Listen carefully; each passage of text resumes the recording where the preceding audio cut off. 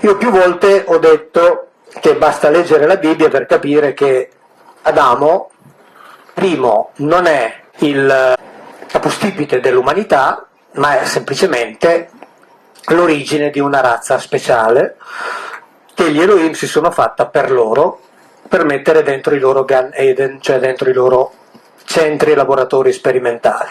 Tant'è che la Bibbia dice che Dio, uso il termine così almeno ci capiamo, l'Elohim prese l'Adam e lo pose in Gan Eden. Prese e lo pose, il che significa che non lo fece lì. Lo mette lì perché, dice la Bibbia, custodisca e lavori quel territorio, cioè quel giardino recintato e protetto posto in Eden, che è un territorio vastissimo che si trova, diciamo così, nella più o meno attuale Azerbaigian, a est della Turchia, tra il Mar Caspio e la Turchia. E quindi l'hanno messo lì. E io questa cosa qui la dico da tempo. Siamo sempre in quei libri lì. Secondo Rabbi Sadia Gaon, l'uomo fu creato fuori dal giardino. Ma è evidente. Per fortuna che lo dicono anche al di là di questo. E quando viene fatta Eva, lo trovate nei miei libri, si dice che presero una costola. E io ho sempre detto che Zelà non significa costola, ma significa parte laterale ricurva. Nelle note di questa pubblicazione, Zelà ha il significato in lato, fianco. Secondo il Midrash non si tratta di una costola, ma di uno dei lati dell'uomo. Lo scrivono tranquillamente, ma Zelà significa quello, significa parte laterale ricurva. E qui non è un'invenzione mia, ma non è un'invenzione mia perché è nei dizionari. La cosa bella è che Dio onnisciente, onnipotente, prende l'Adam, lo mette nel cosiddetto paradiso terrestre e dopo un bel po' di tempo si accorge che per lui la compagnia degli animali non è sufficiente. Ci mette del tempo, a capirlo, il Dio onnisciente che prevede il futuro. E allora decide di fargli la femmina. E per fargli la femmina preleva questa zelà, cioè questa parte laterale, un qualcosa da una parte laterale ricurva, letteralmente. E cosa succedeva prima? Cioè, com'è che Dio si è accorto che la compagnia degli animali non era sufficiente? Quando io l'ho messo nel fumetto, vi giuro, me ne hanno dette di tutti i colori. Nella nota, nella Parashah Bereshit, c'è scritto Adam aveva avuto dei rapporti con tutti gli animali, ma non era rimasto soddisfatto finché non si era unito a Hawa, e lo dice Rashi, il più importante commentatore ebreo di tutti i tempi. Benché ad Adam fosse proibito avere rapporti con animali, Divrei David, basato sulla Gemara Sanhedrin, sostiene che tale proibizione non fu vincolante fino alla creazione di Hawa. Lo scrivono loro, lo sanno da sempre. Per me è chiaro dalla Bibbia, perché io di quella mi occupo. Tant'è che quando gliela presentano, Bibbia di famiglia cristiana, il Signore Dio, in ebraico Yahweh Elohim, dalla costola che aveva tolto all'uomo, formò una donna. Formò è giusto, perché dice il verbo yatzar, cioè in ebraico non solo non c'è il verbo che indica creare dal nulla, perché bara non significa creare dal nulla, ma qui non si usa neppure quel verbo, c'è yatzar, che vuol dire proprio formare, come formare un mattone con l'argilla, ok? Quindi l'ha fabbricata. Poi la condusse all'Adam. Allora l'Adam disse: questa volta è osso delle mie ossa e carne della mia carne. Questa volta, non le altre. Gli ebrei che traducono questa frase in inglese, per le Bibbie inglesi, traducono finalmente. Capite cosa vuol dire? Finalmente me ne avete fatta una giusta. Questa volta è osso delle mie ossa. Guardate che questa frase qui è stupenda, perché dice tutto. Dice tutto. Dice tutto, soprattutto se è inserita nel contesto biblico dove si capisce tutto. Sarà chiamata donna perché da uomo è stata tratta. Ora, questo in italiano non significa nulla, assolutamente nulla. Per fortuna, in questa Bibbia qui, come in altre, hanno lasciato i termini ebraici. Letteralmente dicono: questa volta sarà chiamata Isha, poiché da Ish è stata tratta. Ish significa individuo maschio. Isha è la aggiunta della desinenza femminile al maschile Ish. Cioè, lei è una Isha, perché l'avete tirata fuori da un Ish. Questa qui è quella giusta, questa mi sta bene, è qui, non nelle mie traduzioni. Adam aveva avuto dei rapporti con tutti gli animali, ma non era rimasto soddisfatto finché non si era unito a Hawa. Quando lo dico io sono un delinquente, un mentecato. Lo dicono loro, per fortuna, va tutto bene, ma è così. E quando si parla appunto della cosiddetta disubbidienza e si dice quindi Dio ha condannato l'uomo alla morte per effetto del peccato originale, l'incontro che ho avuto a Milano con i teologi cattolici, protestanti, ortodossi ed ebrei, il teologo cattolico è uno dei massimi biblisti italiani, il pastore Valdese Garrone, che firma i dizionari di ebraico e aramaico biblico, dicono tutti e due in assoluta tranquillità: il peccato originale nella Bibbia non esiste. Il peccato originale è quello che ha portato la morte, perché Adamo prima era immortale. Sta qui, altra invenzione teologica. La morte in realtà non era una maledizione, ma normale conseguenza della natura dell'uomo. Poiché egli proveniva dalla terra, è naturale che il tempo, l'età e il deterioramento lo conducessero alla morte. Cioè lo sanno tutti che il peccato originale non c'è, lo sanno tutti. È che se non ci raccontano la storia del peccato originale, come cavolo fanno a raccontarci tutto il resto? Come cavolo fanno a dirci che noi siamo dei peccatori? Come cavolo fanno a dirci che noi abbiamo bisogno degli intermediari per riconciliarci con il Padre buono che ci aspetta a braccia aperte, però per arrivare da Lui dobbiamo passare attraverso loro? Perché noi dobbiamo nascere col senso di colpa e vivere con la speranza di i due colossali inganni con i quali noi veniamo tenuti. Il senso di colpa, tu nasci peccatore, vivi, se fai il bravo, nella speranza di, contando sulla bontà del Padre.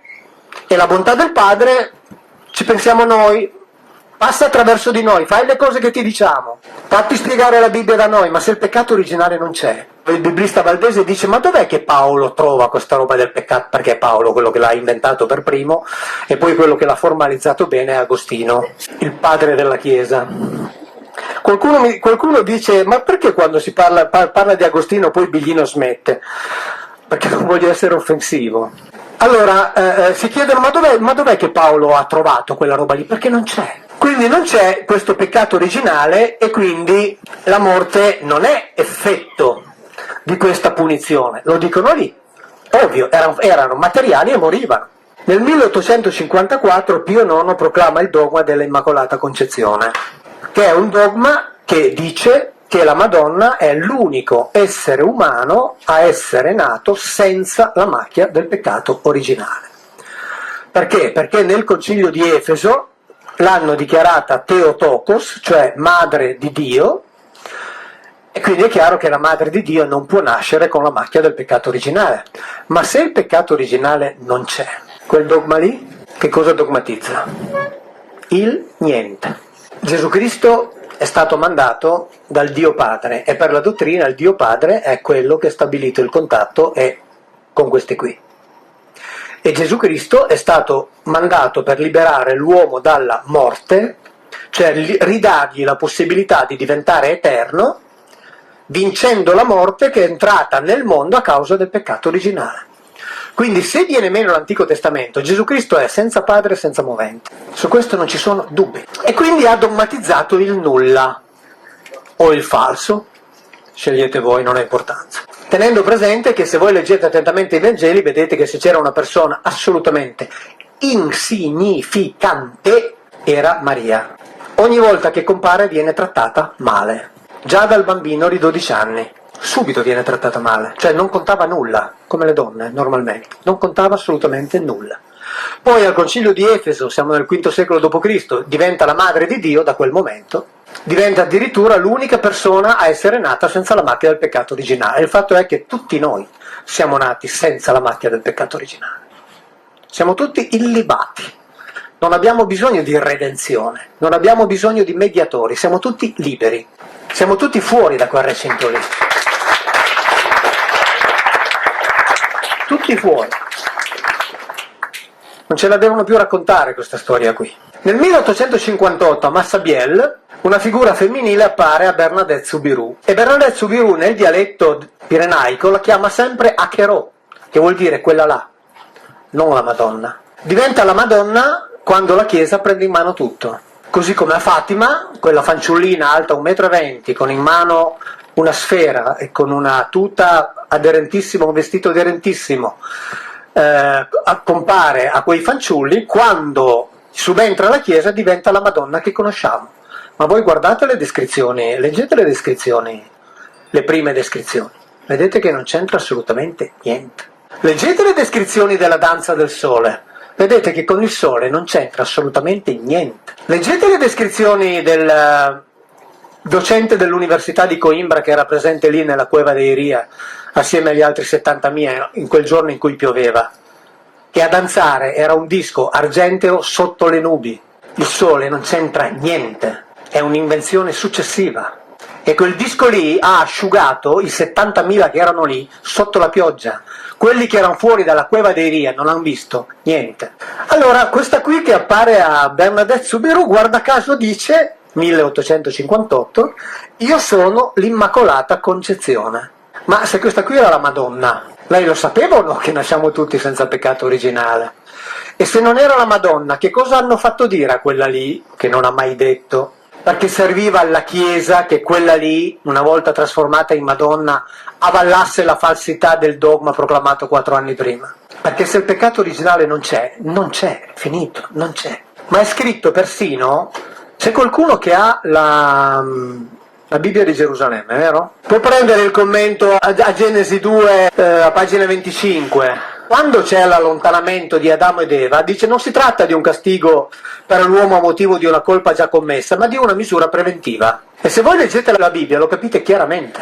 Quando Eva fa quella roba lì che non doveva fare, cioè si unisce sessualmente con uno degli Elohim e, secondo letteratura ebraica extrabiblica, subisce una violenza sessuale, e da questa violenza sessuale nasce Caino, che quindi è figlio di Eva e di uno di loro, questi vengono allontanati, perché gli Elohim dicono adesso l'Adam, ed è tradotto così anche nelle Bibbie che avete in casa, è diventato come uno di noi. Leggete le Bibbie che avete in casa, è scritto così, perché hanno rispettato la traduzione. È diventato come uno di noi.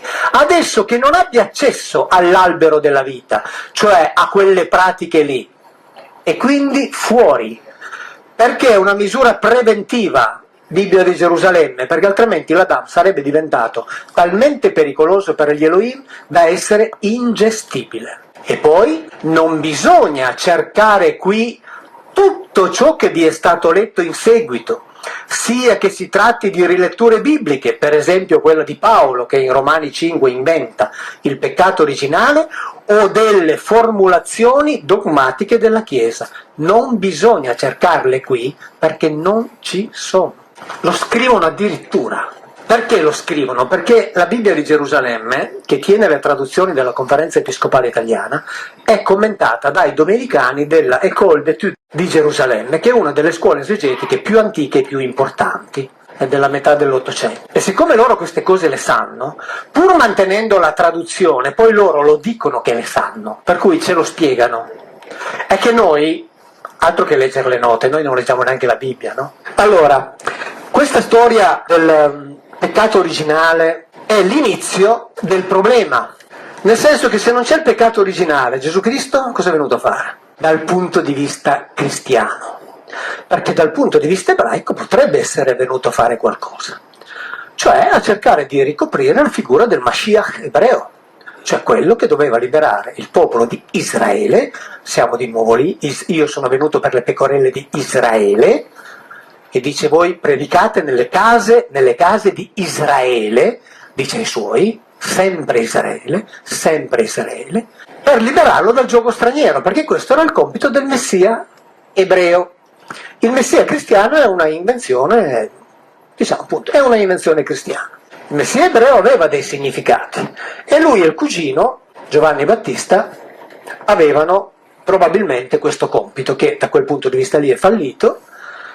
Ovviamente Giovanni Battista è stato decapitato, lui crocifisso, tirato giù vivo dalla croce, hanno fatto in modo che non morisse, diciamo almeno la vita lì gliel'hanno salvata, però il progetto politico è miseramente fallito. Lui ha cercato di coinvolgere il popolo ma non ce l'ha fatta, perché il popolo non gli è andato dietro, perché il popolo amava un pochettino di più la tranquillità e lui, come tutti gli altri zeloti, creava dei casini, i casini creavano le repressioni romane, eccetera, eccetera, eccetera, e quindi è finita più o meno come sappiamo, senza ovviamente il discorso della risurrezione. Se voi leggete le ultime edizioni della nuova enciclopedia cattolica pubblicata negli Stati Uniti, loro scrivono tranquillamente, c'ero lì, se volete ve lo cerco, scrivono tranquillamente che l'unico dato storico è che Gesù Cristo è stato processato e condannato per sedizione. Questo è l'unico dato storico su cui si può fare ricerca.